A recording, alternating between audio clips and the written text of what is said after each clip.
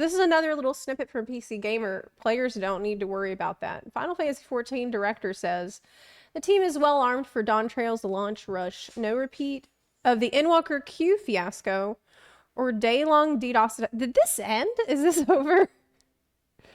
Because I think this has been ongoing in the past month, and I'm not sure that we've had an absolute stop to it, because I feel like I remember hearing about it just last week.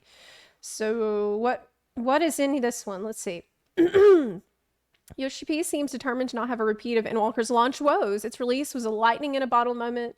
Yes, we know it was the server, the game absolutely popping off. It was a WoW exodus. It was COVID. It was a lot of crazy stuff so going on. The servers buckled and they had to stop selling the game for 6 weeks. Yeah, I remember that.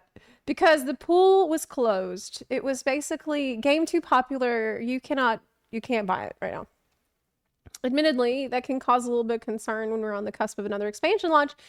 But after talking to Yoshida, he's confident it won't be like this time. Previously, the situation was that just physically we didn't have enough servers. Okay, so this is the reason, actually, why they're adding in all the additional servers right before launch. So this is why we have the additional Dynamis servers, and we have the additional servers for EU as well, because I think this is a way you're going to be able to get around some of these nasty queues at launch. You can just, I think that you can leave the queue, like if you have a gigantic queue, you can data center travel to a different server and then log in there. I think you can do that before you join a queue on your own world. So this could actually be extremely helpful to us as we're trying to log in with the start of the expansion. You're probably still going to be sitting in a queue for a while, but hopefully it's not going to be that bad. And then the next problem is, well, what about the error code? What about that error code where you sit in the queue for like an hour and then you get an error code and it closes your game? Because that's happened to me quite a few times. For those unfamiliar, Endwalker's main troubles came from not only a lack of servers, but the fact that ones available weren't capable of handling so many players. Each server had a capacity of 1,500 people. Oh. But in Endwalker's peak, the team was seeing upwards of 5,000 people trying to access a server. That is a lot. Okay. There was a semiconductor shortage. Yeah, I remember that. And they weren't able to get emergency servers. He felt there was just not enough servers. Now, general world things and Final Fantasy things have stabilized. It's giving Yoshi P the power to go into DAWNTRAIL better armed. I consulted with the president of Square Enix, and I asked him if we could buy servers. In the past years, we've acquired a large number of servers for that purpose. In Europe, we have 4 servers. In America, 8. In Japan, 4. Yeah, this is going to be good. He continued, we finished all the preparation of those, the maintenance on those servers, and Final Fantasy XIV is installed on the servers as well. So the only thing that's left is give the go-ahead and the servers will be available. So that's what's actually happening this week. We're going to have the additional servers added to NA, and I think they said that Shadow Data Center, the Shadow Realms, are going to be added too. Yeah. Let's see. Character...